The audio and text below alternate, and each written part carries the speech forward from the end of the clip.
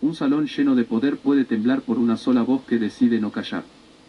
El Foro Latinoamericano para la Soberanía y la Integración Económica, organizado en Ciudad de Panamá, prometía ser un encuentro más en la larga lista de cumbres regionales. Delegaciones, saludos protocolares, discursos cuidadosamente redactados y una agenda repleta de promesas diplomáticas. Pero nadie imaginaba que ese día se convertiría en un punto de inflexión para la política del continente. Las cámaras estaban encendidas, los traductores listos y los micrófonos calibrados. En la tercera sesión del día, Daniel Ortega pidió la palabra.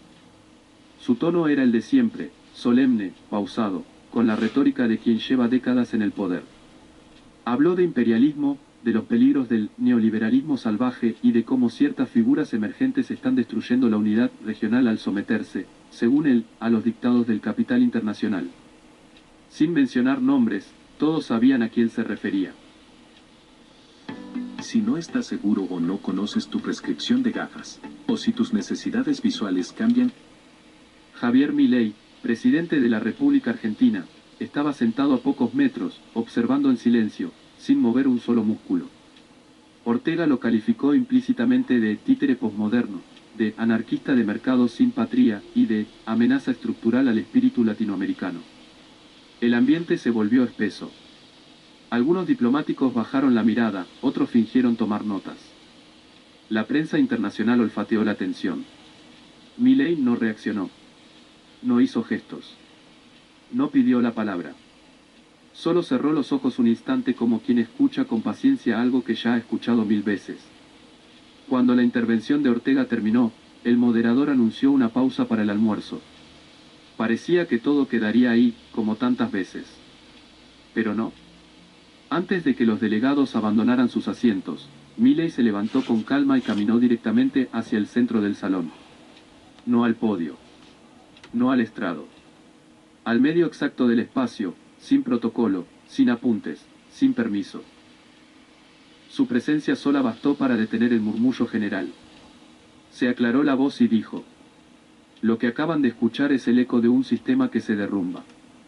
Y yo estoy aquí, no para defenderme, sino para decirles lo que muchos piensan, pero nadie se atreve a pronunciar. Lo que siguió, ya no fue política. Fue un acto de ruptura. De esos que no se olvidan. Las máscaras más antiguas suelen romperse con las palabras más nuevas. Javier Milei se quedó inmóvil por unos segundos en medio del salón. A su alrededor, los delegados murmuraban, sorprendidos por su gesto de ignorar el protocolo. No pidió turno. No esperó el aplauso final.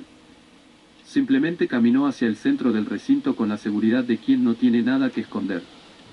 Su chaqueta oscura colgaba abierta, el cabello desordenado y los ojos encendidos con una mezcla de furia contenida y claridad moral. Presidente Ortega, dijo sin elevar la voz, usted habló de soberanía, pero su pueblo lleva años sin poder ejercerla. El impacto fue inmediato. Las cámaras lo enfocaron. Algunos asesores miraron nerviosos a sus delegaciones. Ortega, aún sentado, no apartó la vista, pero apretó los labios como quien contiene una réplica que aún no encuentra forma. Milei continuó. Yo no vengo aquí a representar un modelo, ni a dar lecciones. Vengo como alguien que está harto de ver cómo se aplaude la opresión si viene disfrazada de discurso antiimperialista. Hubo un movimiento en la fila de Venezuela. Un delegado comenzó a teclear en su tableta. En la mesa de México, una diplomática murmuró algo al oído de su colega. Pero el centro de atención ya no podía moverse, todo giraba en torno a Milei. Yo fui elegido por el pueblo argentino para cambiar las reglas. Y el cambio no se negocia con quienes llevan años reciclando la misma retórica para justificar lo injustificable. Usted, señor Ortega, no teme al capitalismo. Usted teme a la libertad. El silencio fue absoluto. Pero no era un silencio cómodo. Era uno denso, lleno de incomodidad, como el que precede a una tormenta. No soy un defensor de sistemas abstractos. Soy un defensor del individuo. Del ciudadano que quiere emprender, hablar, disentir y vivir sin que el Estado lo vigile, lo castigue o lo eduque como si fuera un niño.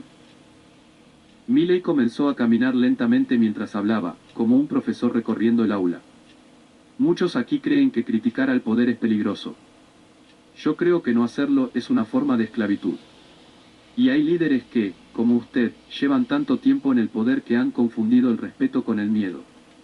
Ortega no se movía. Pero su incomodidad era visible. Se quitó los lentes un momento, los limpió, y los volvió a colocar sin decir una palabra. Ese gesto, tan pequeño, fue suficiente para que todos notaran lo que ocurría. Por primera vez en mucho tiempo, el poder estaba siendo interpelado desde la frontalidad. Milei se detuvo. Usted dice que yo soy un experimento neoliberal. Yo le digo que usted es el monumento viviente a la decadencia revolucionaria. Un símbolo de cómo el discurso de los años 70 se volvió un escudo para esconder el fracaso, la represión y la miseria. En ese instante, un asistente de Uruguay rompió su silencio y comenzó a aplaudir suavemente. Algunos la siguieron. No era una ovación, pero sí un gesto de aprobación. Ortega, por el contrario, seguía quieto, mirando fijamente a Milei con una mezcla de molestia y desconcierto. Milei bajó el tono. Yo no vine aquí a buscar aliados. Vine a dejar claro que la libertad no pide permiso. Que no necesita etiquetas ideológicas. Que simplemente es. Y que cuando un régimen la reprime, no importa si se llama derecha o izquierda, es un enemigo de la dignidad humana. Se giró hacia los presentes. El futuro de América Latina no puede estar atado a los fantasmas del pasado. Ni a los hombres que, aferrados al poder, se creen indispensables. Y por último, sin dramatismo, solo con verdad, miró nuevamente a Ortega y cerró con una frase que heló la sala. El problema no es lo que usted dice. El problema es lo que su pueblo ya no puede decir. A veces, lo que más incomoda no es lo que se grita, sino lo que se dice con absoluta calma. Después del discurso frontal de Javier Milei, el salón quedó envuelto en una quietud incómoda. Algunos diplomáticos miraban sus papeles sin leer, otros evitaban cruzar miradas. Daniel Ortega permanecía en su asiento, con los dedos entrelazados, la espalda recta y el rostro serio. Aunque no lo mostrara, había sido alcanzado. Y todos lo sabían. Pero el veterano líder nicaragüense no estaba dispuesto a quedarse en silencio. Pidió el uso de la palabra y se dirigió con paso lento pero firme hacia el podio. Su voz sonó controlada, aunque con una nota apenas perceptible de irritación. No es la primera vez que los representantes del capitalismo salvaje vienen a esta región a vendernos recetas de laboratorio, comenzó diciendo. Y tampoco será la primera vez que los pueblos les enseñan que nuestras heridas no se curan con algoritmos ni con especulaciones financieras. El auditorio, en parte, reaccionó con atención, en parte con escepticismo. Ortega desplegaba su discurso con la elocuencia de quien domina la escena, pero su mirada volvía una y otra vez hacia Milei, que lo observaba desde su asiento sin pestañear. Yo llevo décadas luchando por la soberanía de los pueblos. No acepto lecciones de libertad de quien ha convertido al Estado en enemigo y a los mercados en dioses. La dignidad no se compra en la bolsa, sentenció. Milei no respondió. No había necesidad. De hecho, Ortega no hablaba para convencerlo. Hablaba para recuperar terreno. Para reconstruir el control que había perdido minutos antes. Al finalizar, algunos representantes aplaudieron por compromiso. Otros simplemente esperaron. Entonces, sin anuncio, Milei se levantó de nuevo. Esta vez sí pidió permiso para hablar. Lo obtuvo. Presidente Ortega, dijo al tomar el micrófono con serenidad, usted ha dicho que nuestras heridas no se curan con algoritmos. Estoy de acuerdo. Pero tampoco se curan con represión, con censura ni con eternizarse en el poder como si fuera un derecho divino. Su voz no era de enojo. Era de claridad. Y eso fue lo que más desconcertó. El problema aquí no es económico, señor Ortega. Es ético. Ustedes hablan de dignidad mientras encierran opositores, expulsan periodistas, manipulan elecciones. Yo no vengo aquí a imponer un modelo, vengo a denunciar un método, el método de silenciar para mandar, de asustar para gobernar, de dividir para mantenerse. Ortega bajó la vista por un segundo. Fue breve, casi imperceptible. Pero suficiente para que el salón notara el peso de las palabras. Usted habla de soberanía. La verdadera soberanía es cuando el pueblo puede criticar a su presidente sin miedo.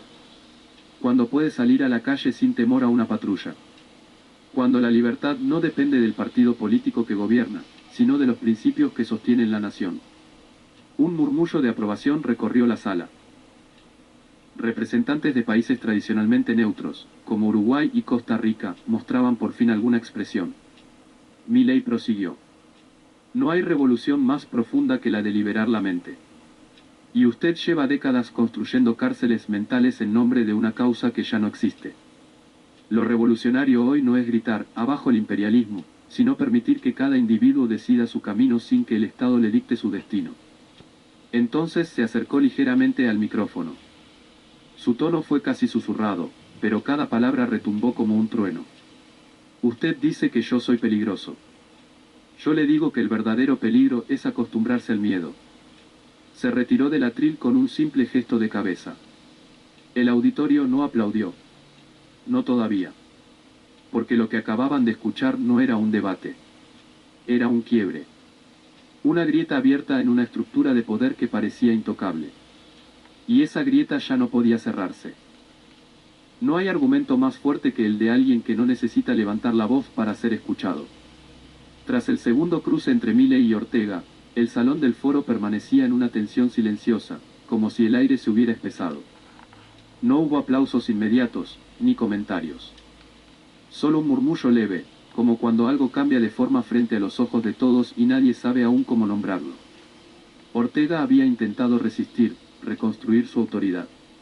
Pero el eco de las palabras de Milei había quedado suspendido, indigerible, flotando entre las banderas y los trajes. Mientras los asistentes retomaban sus lugares para la sesión de clausura, un moderador anunció que cada jefe de Estado podía emitir una última reflexión breve. No se esperaba que Milei volviera a hablar. Pero lo hizo. Caminó hacia el podio con la misma calma de siempre, pero con una mirada distinta. Esta vez no había confrontación en sus ojos. Había una mezcla de tristeza, verdad y urgencia. Voy a ser breve, dijo. Porque a veces, decir demasiado es una forma de no decir nada. Hizo una pausa. Miró a todos. Luego continuó. No estoy aquí para convencerlos de que piensen como yo. Estoy aquí para plantear una pregunta: ¿qué estamos haciendo con la libertad en América Latina? Varios en la sala desviaron la vista. No por desprecio, sino por incomodidad. La pregunta, simple como era, se sentía como un espejo inesperado. Hablamos de desarrollo, de justicia, de integración. Pero al mismo tiempo, cerramos medios, perseguimos voces disidentes, perpetuamos liderazgos que ya no lideran, sino que administran el miedo. ¿Cómo podemos llamarnos demócratas si le tenemos terror a la crítica? Volvió a mirar directamente a Ortega, aunque sin nombrarlo.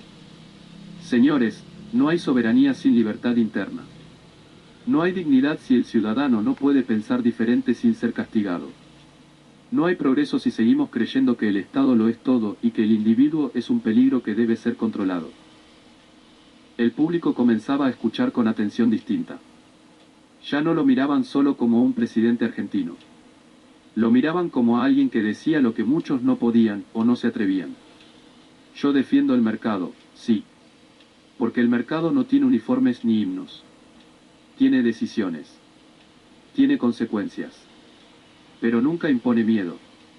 El miedo viene del poder cuando se cree dueño de la verdad. Entonces bajó ligeramente el tono. Su voz se volvió íntima, casi confesional. Mi generación creció escuchando que todo lo que no fuera estatismo era traición. Que oponerse al poder era falta de patriotismo. Que pedir libertad era un capricho burgués. Pero yo descubrí, y muchos como yo, que lo verdaderamente revolucionario es devolverle al individuo el control sobre su vida. Silencio total. Presidente Ortega, usted podrá silenciar a sus opositores. Pero no podrá silenciar el sentido común. Podrá controlar los micrófonos, pero no los pensamientos. Y cuando los pensamientos se rebelan, ni la represión ni la propaganda son suficientes. Hizo una última pausa. Hoy, en este foro, no vengo a gritar. Vengo a testimoniar. A dejar constancia de que hubo al menos una voz que se atrevió a decir que el emperador está desnudo. Y que el pueblo ya no lo teme. Se retiró sin mirar atrás. Esta vez no hubo aplausos inmediatos. Pero algo más poderoso había ocurrido. La sala ya no estaba bajo la lógica del aplauso diplomático. Estaba en otra frecuencia. En una pausa colectiva que solo ocurre cuando se escucha algo demasiado cierto como para reaccionar al instante. Las reacciones llegaron después. En pasillos. En redes. En titulares. Pero lo esencial había sucedido ahí, en ese salón, frente a todos. Porque a veces, lo único que se necesita para desnudar al poder es alguien que ya no le tenga miedo. A veces, lo más revolucionario es mirar al poder a los ojos, y no parpadear. El foro ya había terminado. Las luces del auditorio comenzaban a apagarse lentamente. Algunos delegados se marchaban en grupos discretos, otros aún conversaban en los pasillos. Pero el ambiente seguía denso. Las palabras de Javier Milei no se habían evaporado, seguían allí, recorriendo el aire, rompiendo silencios que llevaban años siendo cómodos. De pronto, un asistente de protocolo se acercó a Milei. Le informó que varios representantes de países del Caribe y Centroamérica deseaban escuchar más sobre su visión para América Latina. No en el estrado. En un encuentro informal, cara a cara. Milei aceptó. Minutos después, en una pequeña sala anexa al foro principal, un grupo de diplomáticos se reunió con él. No había cámaras. No había discursos. Solo sillas alrededor de una mesa redonda y un silencio expectante. No son unas gafas